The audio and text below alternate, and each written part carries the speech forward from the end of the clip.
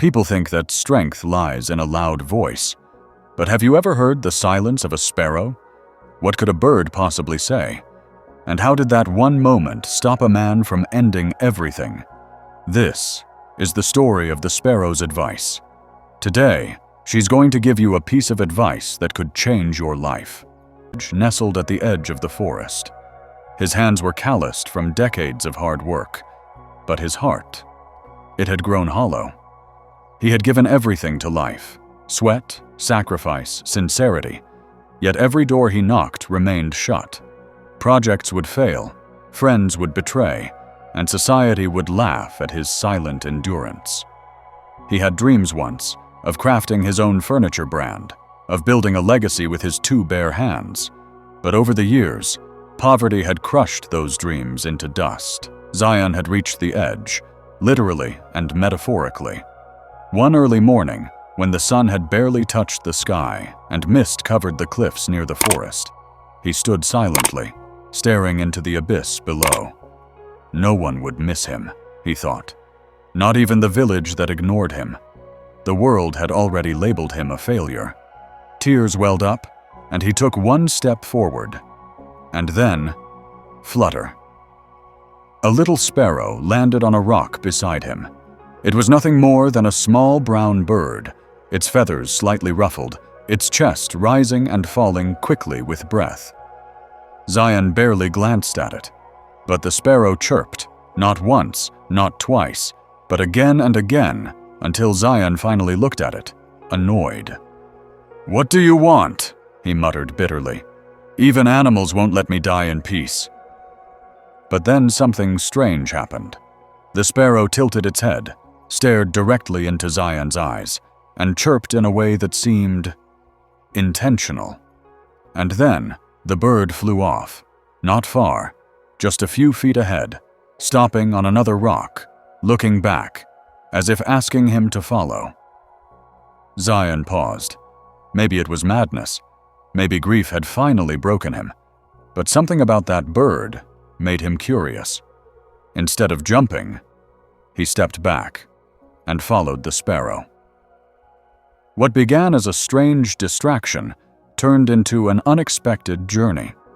The sparrow kept flying ahead, stopping just enough for Zayan to keep following, leading him deeper into the forest. Hour after hour passed, until finally the sparrow stopped at an old abandoned tree, hollow from the inside.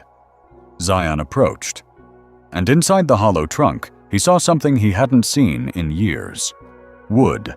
Clean, dry, untouched wood. Perfect for crafting. Confused but intrigued, he looked at the sparrow again. It chirped once and flew away, disappearing into the sky. Was it a sign? A test? Or just coincidence? Zayan didn't know, but one thing was certain. He no longer wanted to jump. He wanted to try again. Zayan didn't sleep that night. He sat under the hollow tree, touching the wood like it was something sacred. For years, he hadn't touched a piece of timber that wasn't soaked, cracked, or rejected by someone wealthier. But this was strong, straight, pure. The kind of wood that could build dreams. By morning, he had already begun carving. He didn't go home. What was there to return to? Just silence and unpaid bills. Instead, he set up a small camp near the tree, using rocks as benches and leaves as shelter. With every stroke of his chisel, a memory returned, of his father teaching him the art of woodcutting, of his first carved stool, of the praise from a teacher long forgotten. His muscles hurt, his stomach ached, but his spirit felt alive. Each day, he crafted. A table, a shelf, a bench. And as the days turned into weeks, passers-by on the forest trail began to stop and watch. At first, they only looked. Then they asked questions. Then they made offers. Within a month, he sold his first handmade table to a tourist couple. They said it reminded them of their childhood home.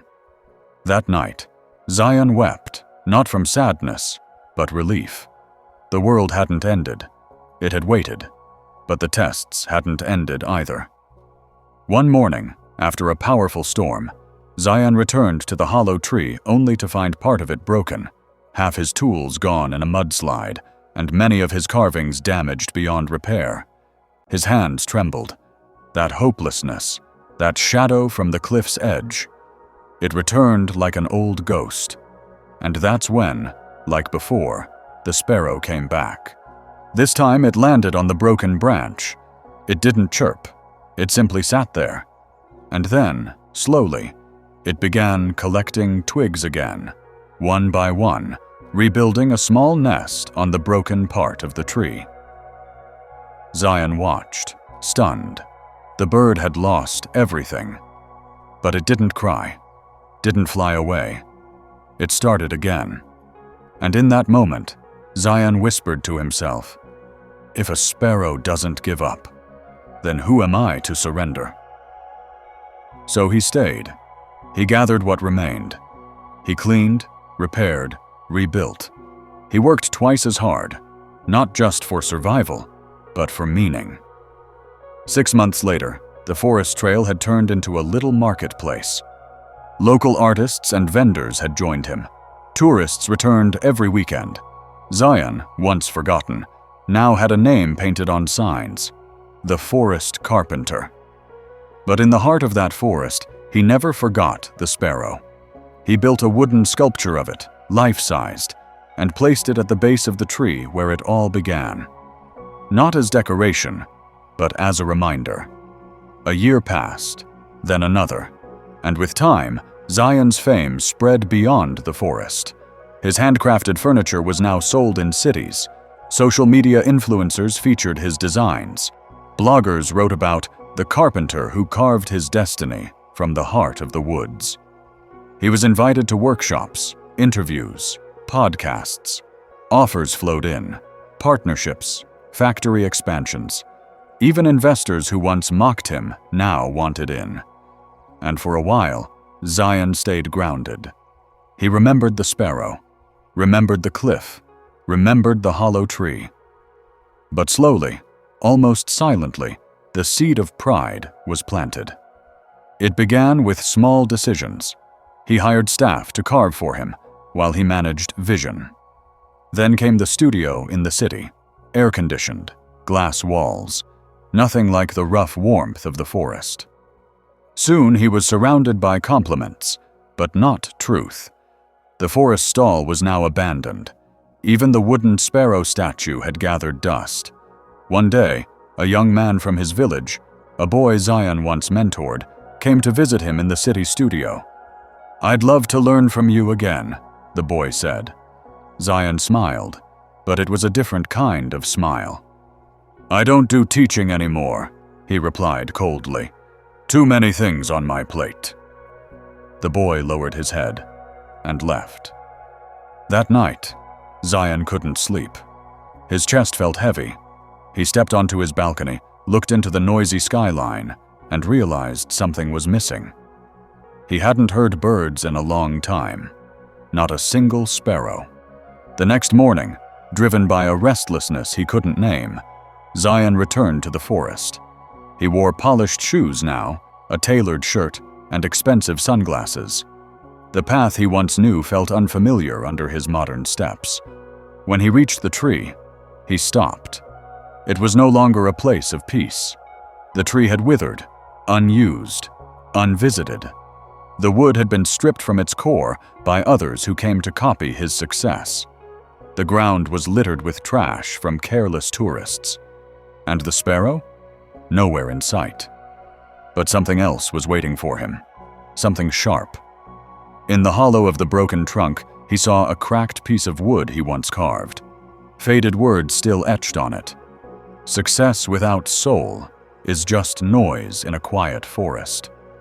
And suddenly, Zayan understood. He had survived failure. But now, he was drowning in pride. He sat beneath the tree for hours, replaying everything. The boy he turned away. The forest he left behind. The sparrow that once saved his life, and now had no reason to return. As the sun set, a gentle breeze passed through the trees. Leaves rustled softly, and from somewhere above, so faintly it could almost be imagined, he heard it. A single chirp. He looked up, and there it was. The same sparrow, older now, feathers faded. It didn't land beside him this time. It flew in circles above his head, and then soared high into the sky, beyond the trees, toward the cliff, the place where it had first found him. A message, perhaps? Zayan stood. It had been years since he stood there, the place where he once considered ending his life, where everything had begun. The same wind still roared through the valley. The same mist curled around the rocks. But he wasn't the same man. He stood tall now, older, worn, but not broken. In his hand he carried no tools, no phone, no briefcase. Just a small wooden box he had carved the night before. His final piece, made with the same love and humility as his first. Inside it were a few symbols, a chisel, a feather, and a carving of the sparrow's silhouette. He placed it gently on the edge of the cliff and stepped back. Then he waited. Minutes passed. The sky began to glow with morning fire. And then, through the orange light, the sparrow returned, alone, just as it had years ago. It landed on the box, softly, without a sound. Zayan didn't speak. He didn't move. The bird tilted its head, the way it always did, and looked at him. Its eyes seemed deeper now, as if it had seen his whole journey, every fall, every rise, every prideful turn, every humble return. Then, for the first time in years, the sparrow chirped 3 times. Zayan listened, not with his ears, but with the same silence he had once learned to honor. And in that silence, something awoke in him, a realization clearer than any advice ever spoken. The sparrow had never given advice in words. Its life was the advice. It had shown him how to keep moving, even with small wings, how to rebuild again and again, no matter how often the wind destroys, how to stay grounded while touching the sky, and most of all, how to live simply, but fully. Zayan exhaled deeply. He bowed his head, not in shame, but in gratitude. And just as the sun broke free from the clouds, the sparrow flew upward, high above the cliff, circled once, and vanished into the morning light. Zayan didn't follow this time. He didn't need to. He returned to the village that day, not as a craftsman, not as a brand, not as a forest legend, but as a teacher. He opened a small workshop for the village youth, teaching them not just how to carve wood, but how to carve patience. Not just how to succeed, but how to deserve success. He placed the wooden box with the sparrow carving at the center of the workshop, and every morning he would begin class with just one sentence. Don't wait for the world to understand your worth. Sometimes, even a sparrow can save your life, if you're willing to listen to silence. In a world obsessed with noise, pride, and speed, be like the sparrow, quiet, humble, persistent. You don't have to be loud to make an impact. You just have to fly, even when no one is watching.